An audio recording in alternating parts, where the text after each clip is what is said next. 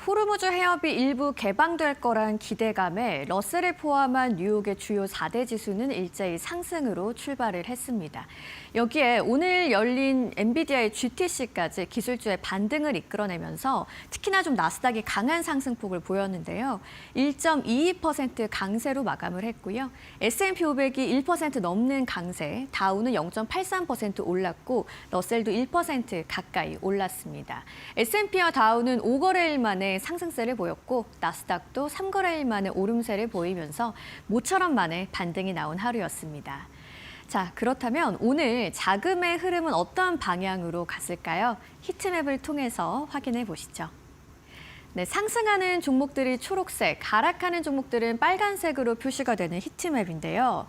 한눈에 보기에도 오랜만에 대부분의 섹터가 모두 초록색으로 불을 켠 모습입니다. 전 업종에서 일제히 강세를 보였고요. 오늘 특히나 이 강세를 주도한 건 엔비디아를 중심으로 한 기술주였습니다.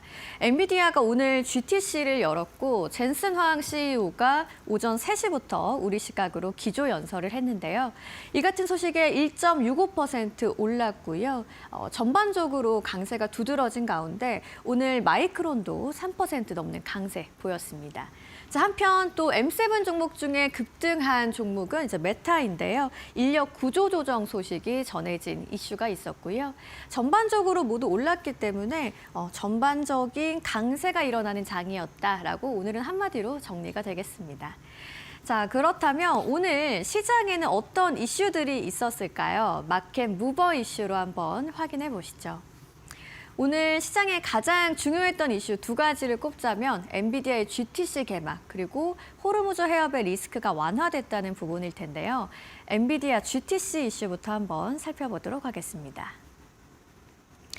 자, 엔비디아의 GTC가 개막을 했습니다. 어떤 내용인지 조금 더 들여다보시죠.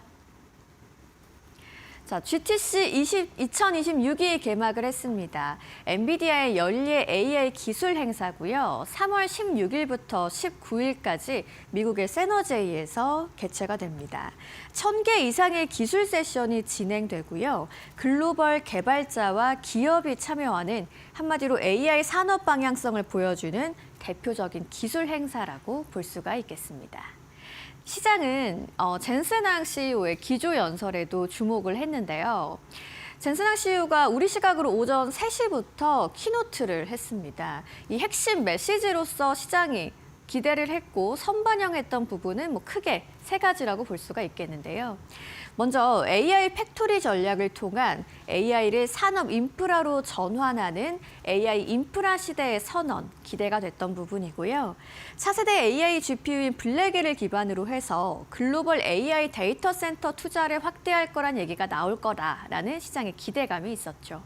여기에 물론 HBM 메모리 중요성에 대한 부분도 키노트로서 젠슨 화학이 이야기할 것이다라고 시장이 좀 기대를 했던 부분인데요. 오늘 젠슨 화학의 기조 연설 그리고 시장이 기대했던 부분을 조금 더 들여다보도록 하겠습니다. 자, 시장이 던진 핵심 질문은 바로 이겁니다.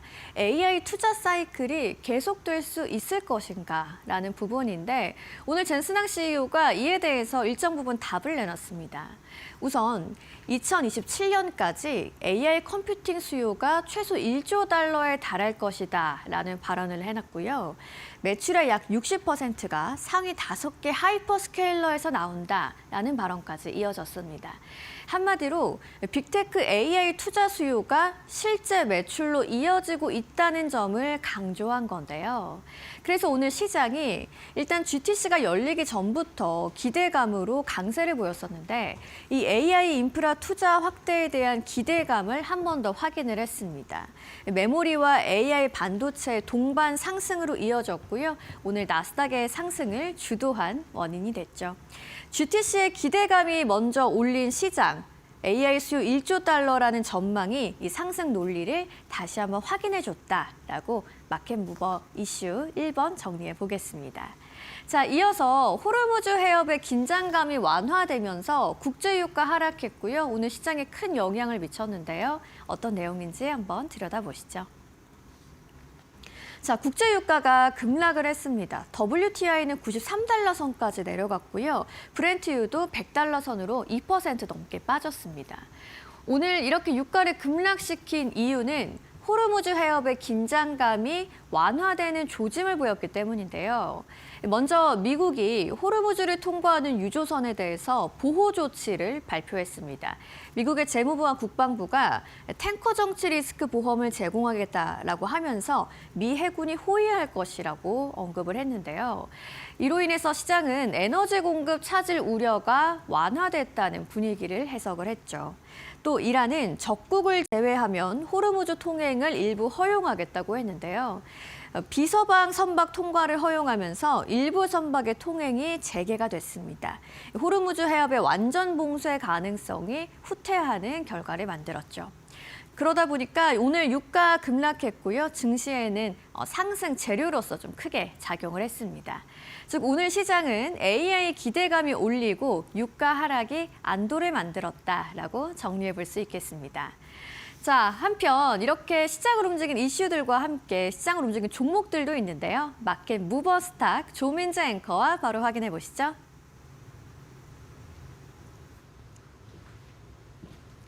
시장을 움직인 마켓무버 스탁 바로 보도록 하겠습니다. 오늘 굉장히 분위기가 좋은 하루였습니다.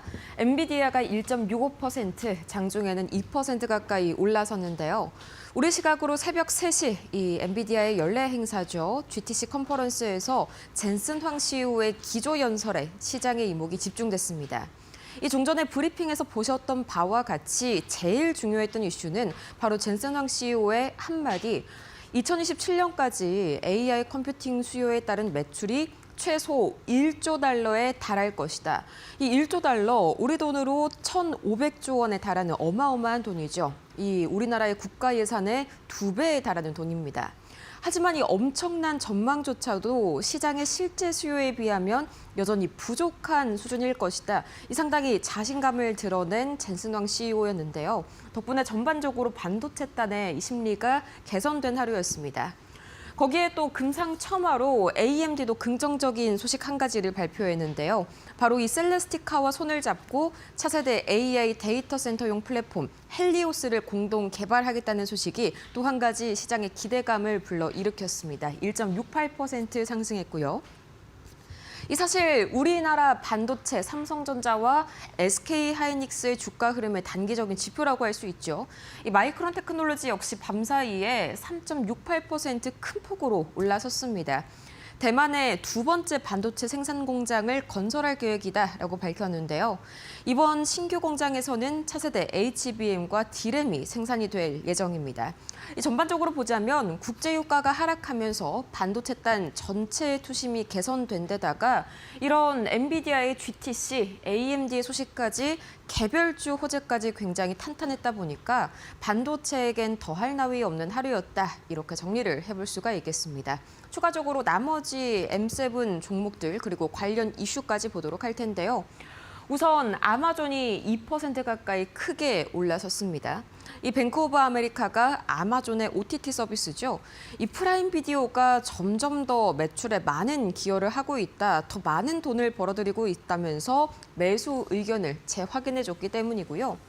메타가 어제 말씀드렸던 바와 같이 이 전체 인력의 20% 이상을 줄이는 대규모 구조조정 계획을 발표를 했습니다. 물론 노동자 입장에서는 굉장히 불안한 소식이지만요. 시장에서는 상당히 긍정적으로 보면서 2% 이상 상승했습니다.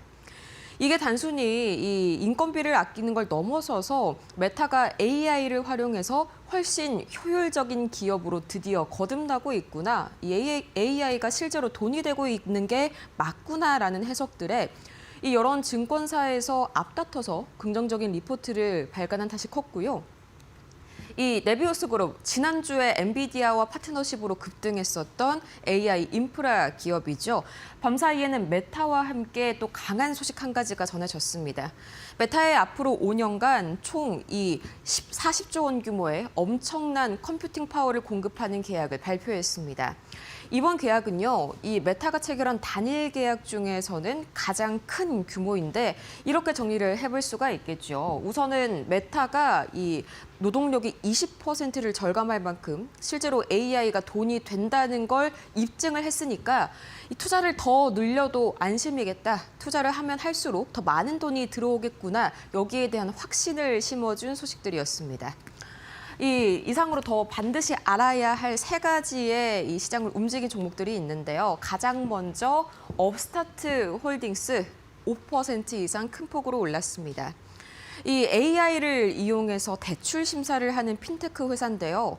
기존에는 우리가 대출 심사를 해줄 때 이런 신용 점수 같은 한 가지 내지 두 가지를 중심으로 대출 여부를 좀 판단을 했다면 업스타트의 경우에는 이 학력과 직업, 소득 패턴 이런 수천 개 데이터를 AI로 분석해서 대출 가능성을 평가하는 기업입니다. 정확도가 더 높아지겠죠.